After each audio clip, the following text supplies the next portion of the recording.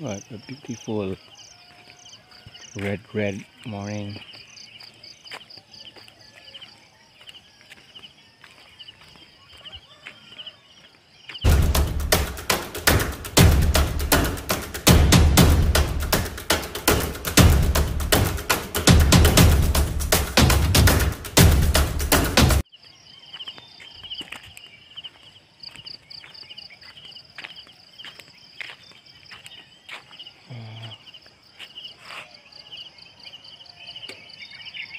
The moon still out there.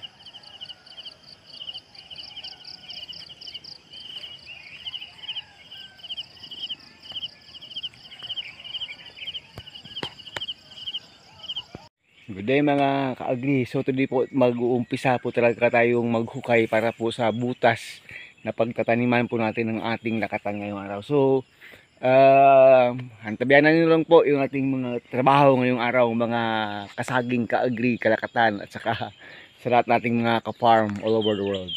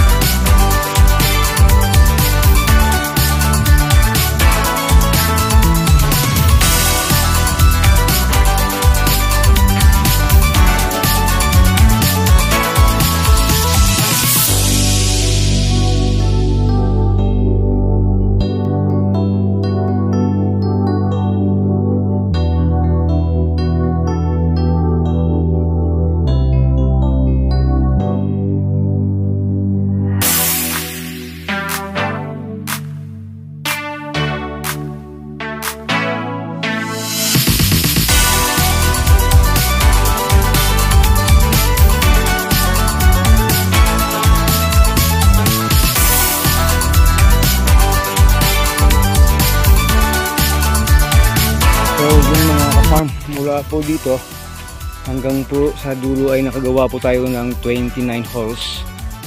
Ibig sabihin po nasa 8 lines po ito lahat hanggang mapunta doon. Kahit sabihin na natin 28 na lang, mapapasukan po natin ito ng more or less 225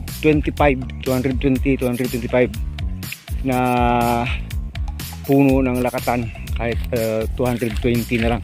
Yun po yung capacity lang nitong isang kahon na ito. Yung sa amin dito kahon, yung loob ng taniman na ito lang, maliban dyan sa mga hindi pa natin nalinisan sa ilalim at dito sa itaas. Yun po, from end to end po 29 holes at the distance of 2 meters, 2.2 meters yung distansya natin, kasi napaka high density po pag 2 meters. Nakapag-try tayo ng 2 meters, okay na okay po, walang problema, as long as ma-maintain natin yung number of puno na tutubo sa bawat taniman natin dito sa butas na ito. Dapat isa lang talaga yung magiging follower. Pag naging dalawa na yung next follower niya, naku, hindi na po talaga maganda yung magiging kalabasan niya, magiging overcrowded po siya. So yun po, 29, sabi ko nga baka abutin ng 30. Siguro kung kinuha po natin sa 2 meters distance mga 31 or 32 holes yung magagawa natin na taniman talaga ng, ayan, dito na yung end, dito na po yung end hole natin mula po doon sa dulo. So yan pa, mayroon pa tayong natira dito 1, 2, 3, 4, 5, 6, 7 lang pala, ay may 8 hanggang doon sa kabila sa dulo. 8 talaga, 1, 2, 3, 4, 5, 6, 8. Kasi po ito, magtatanim pa tayo dito sa ilalim ng pilapil na ito. May 1 line pa tayo dito, kasi nga mula po dito abot na dito mga 2 meters pa. So magbubutas pa tayo dito, isang line, magiging 8 lines po talaga yung magawa natin dito. So naging dito na lang muna, kasi 1 line pa lang mga kagri, basa na lahat yung katawan natin, basang basa ng pawis sa kagawa-gawa na lang itong pagbubutas dito, kasi mano-mano lahat. Wala tayong katulong ngayon, wala yung pambayad ng labor sa katulong. Siguro estimated ko, pag mayroon tayong isang i-hire na gagawa nito, siguro maaabot na yung 4 lines isang araw. Yun lang siguro, 4 lines. Malakas na siya pag kakayanin niya ng isang araw lahat-lahat nito. Grabe na yun, overtime na yun. Pero sabi ko hindi kakayanin, kasi nga ako tinrabaho ko ng natural, basang-basa na tayo. 1 line lang, 29 holes lang ang nagawa natin. Yung kasi natin dito, yung normal, yun normal ay nasa mga mga 50 to 60 holes, hanggang 70 holes talaga sa isang araw. Yun kung nakapagtrabaho ko ng 8 hours na yung natural na work lang, hindi yung paspasan na may naghampas ng ng sanga ng kao sa likod mo para magtrabaho, hindi ganoon. Yung natural na trabaho, hindi naman yung palamya-lamya. Yun po yung ever since na nagpapagawa po tayo nito, yun yung pinaka-normal. Maliban na lang yung lupa hindi talaga buwaghag sa ilalim, mas lesser pa po, at saka mas matagal pa po matapos. Kasi nga ito medyo nabuhaghag po ito, kasi tingnan nyo naman po, may mga bitak-bitak po na tama ng El Nino. Kasi pag lumaki ng masyado yung bitak sa lupa at saka tatamaan ng ulan yun, buhaghag yung lupa sa ilalim, medyo buhaghag, kaya hindi siya masyadong matigas, malambot siya, kaya naabot natin yung umaga. Ewan ko lang kung nakakatapos na tayo ng isang oras dito or more than 1 hour sa isang linya na ito. Yan nga lang siguro kaya sabi ko, kung talagang maagap ka, na labor mo talaga, yung sustain mo, yung strength mo, yung capacity mo sa work, mga mga 70 holes kaya mong gawin sa isang araw. Kasi nga after lunch, mag-start ka ng launa hanggang alas 4 ng hapon, masakit yung sikat ng araw, hindi mo na po kakayanin. Talagang ang bigat na po ng katawan na magawa yun. Kasi nga ginawa natin ng umaga, yun po, nagkaroon tayo ng ganitong accomplishment ngayong araw. So sige po, maraming salamat po. Baka hindi na natin maludungan o maludungan rin yung video na ito. Yan po yung ating magiging trabaho sa week na ito. Marahil mamayang hapon magawa ko pa yung isang line yan, o makakatapos ako ng 3 line ngayong araw, may isang araw pa bukas. Bali mga 3 days to 4 days ubos na natin ito. Tapos naman po ng 1 week pwede na tayo makakapagkuha ng pantanim talaga ng lakatan po dito mga ka-agri. Sige, maraming salamat. Bye bye na. God bless us all.